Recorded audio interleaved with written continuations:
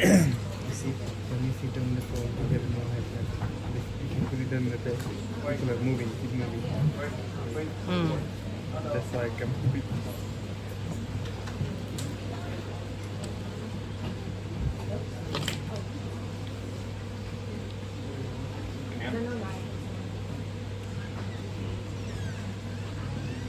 Okay, very good morning, welcome back again. I have the greatest pleasure of introducing a gentleman from Morgan Stanley. Now, Morgan Stanley is an American multinational investment bank and financial services company. Many of you will have heard of them. I expect many of you may well have travelled through their office this morning on the DLR, because we do as we go between Heron Keys and South Quay.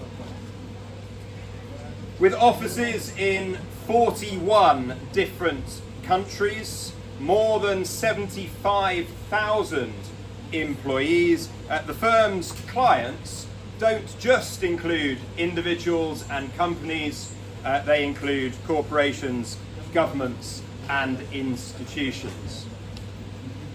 Morgan Stanley is ranked number 61 in the 2023 Fortune 500 list.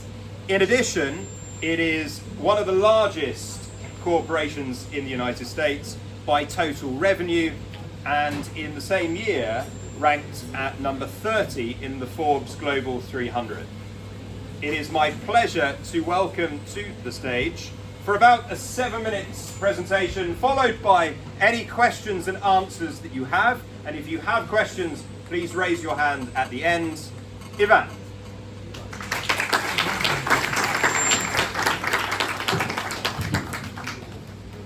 Can everybody hear me like this without the microphone?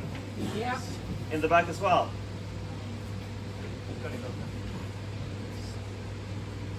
Sorry.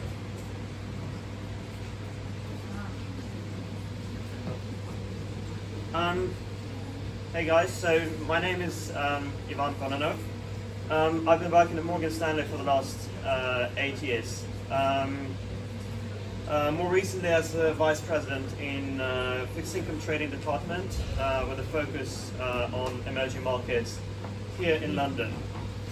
So first of all, I would like to thank Elizabeth School of London for inviting me to this event, and also say well done actually to you all for coming.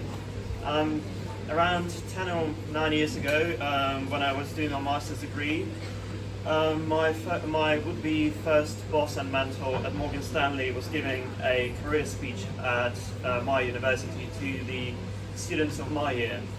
The room was pretty much as packed as it is today. All my peers were there with the exception of one person, myself.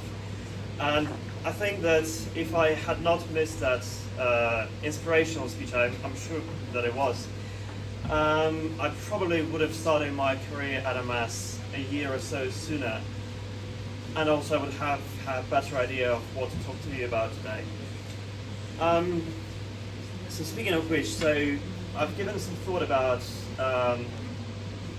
what I would like to tell you today, but also given how diverse an audience I see in front of me right now, I'm thinking that I also am very interested in what you want to talk about and what questions you might have for me. So what we're going to do is I'll just talk just super briefly about Morgan Stanley and in particular my role in the firm.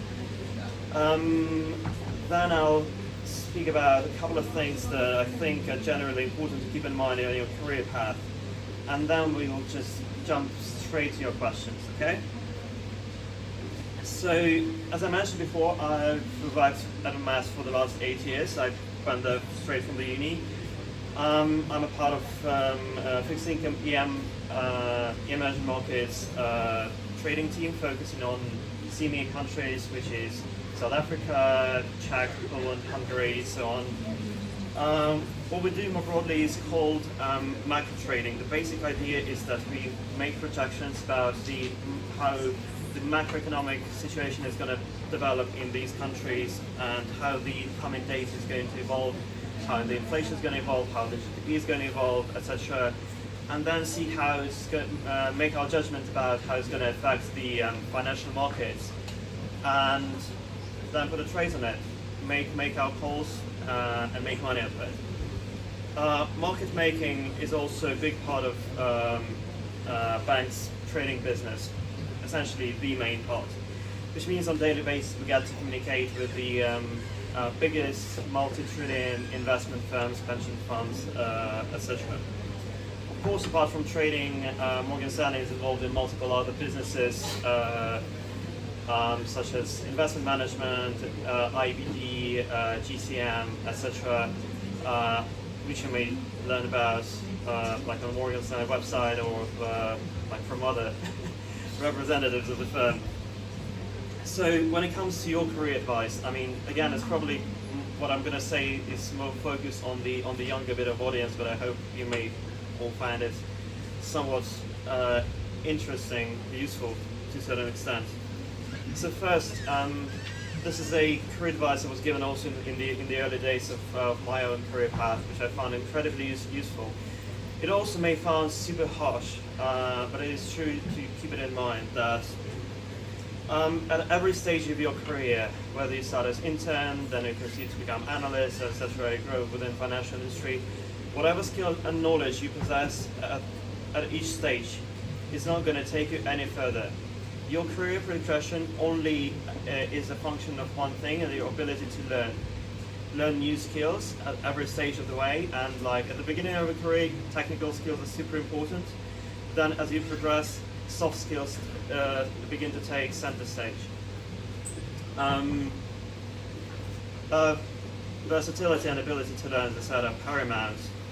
And at the end of the day, I think the worth of the higher education is basically a sum of your ability to learn plus your networking.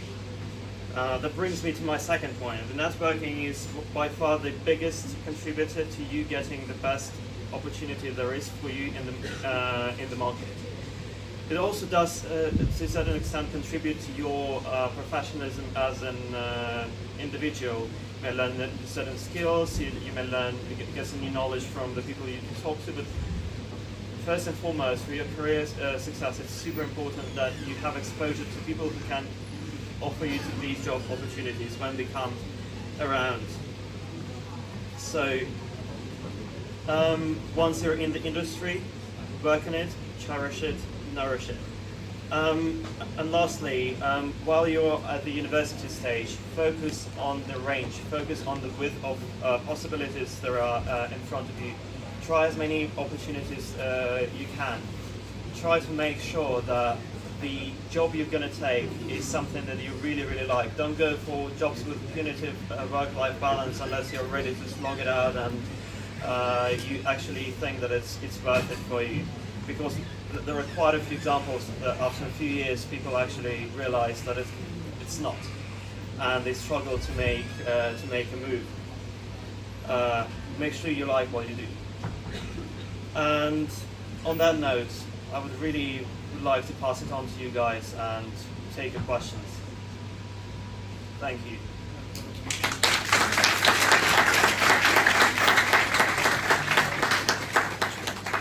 I have one. Maybe it's a silly one. What push you to go from uni directly to study? As in not to take a gap year? Sorry again? As in to go to trading or not, Yes, not to take a gap year? Yeah. I mean, the first internship that I've done before I started working full-time at Morgan Stanley was at Credit Suisse. And it was a multi-divisional internship where I did rotation across different divisions of the bank. So I've tried myself in different areas that have to do with financial markets. A little bit in research, a little bit in the country management as well. But I absolutely fell in love with the dynamics of the trading floor. The knack of the trading is that there are a lot of smart people that can make different calls about what's going to happen in the market. Like, I don't know, bonds can rally, bonds can go, can sell on. There's a lot of smart people who make the judgment. My job, the privilege, prerogative of my job as a trader is that I can tell them all to go to hell. and I can do what I think is right, and eventually it's my call, it's my responsibility. I reap the profits, I bear the losses. Thank you, thank you. What are some of the requirements to be able to? Sorry? What are some of the requirements to be able to work? So in terms of like entry requirements, overall, I mean, I would gladly refer this question to the HR, and probably like you may as well learn more from the Morgan Stanley website on the subject. But across the intake of our summer interns, normally there's quite a bit of range of students from a lot of university and not necessarily having financial background. I would even say that the majority of students who come for internship right now, they do not have financial background. We see lots of people from obviously math, but also absolutely unrelated stuff like biology, literature, history. One of my colleagues on the trading desk, she actually did a master in arts. Point being, there's no strict screening on your majors, etc. And a lot actually revolves around how you can present yourself during the interviews and how you can present yourself to the desk during like the short internship span. Can you give us an example of soft skills that you applied as you were progressing in your career? Like public speaking.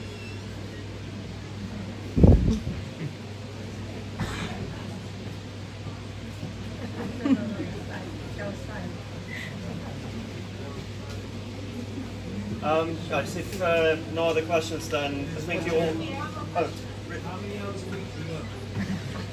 Not too much. I'm sorry.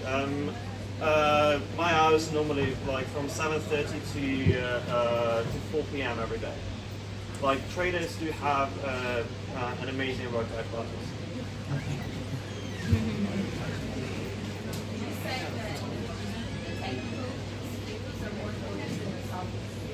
Yes.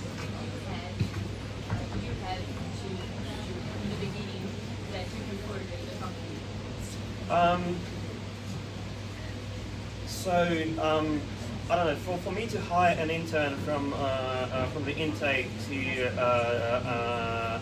hire them as a first-year analyst, they should be fluent in financial mathematics after their internship. The idea is though that throughout their internship cycle, they are able to pick most of it up. So it's not about the absolute level of knowledge. It's about, okay, if you don't know these things, demonstrate that you have the ability to learn.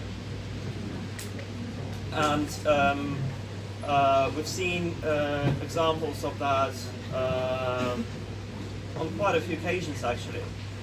A couple of years ago, I hired a trader from a person from the other department of the firm who'd never done trading before. I've hired him to become a trader. Within the first 6 months, he was absolutely up to speed. Within 2 years, he went off to a hedge fund to become a portfolio manager.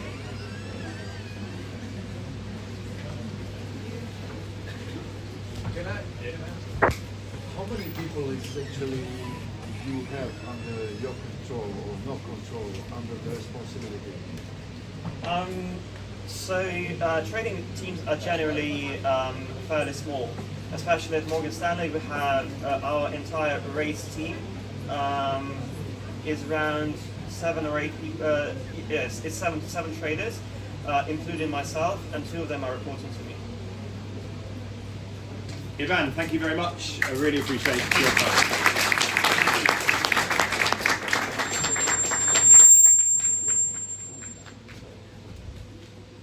Okay, without further ado, I remind everyone that at about 11:43,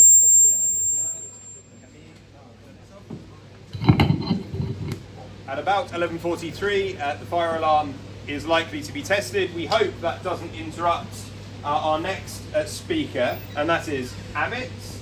So Amit is representing for working parents who provide individual and group coaching to support parents and carers in the workplace and help them navigate any challenges that they may be experiencing. In addition, runs a business called Mixella Chai, which I'm very excited by, which reimagines with bold, unexpected twists tea.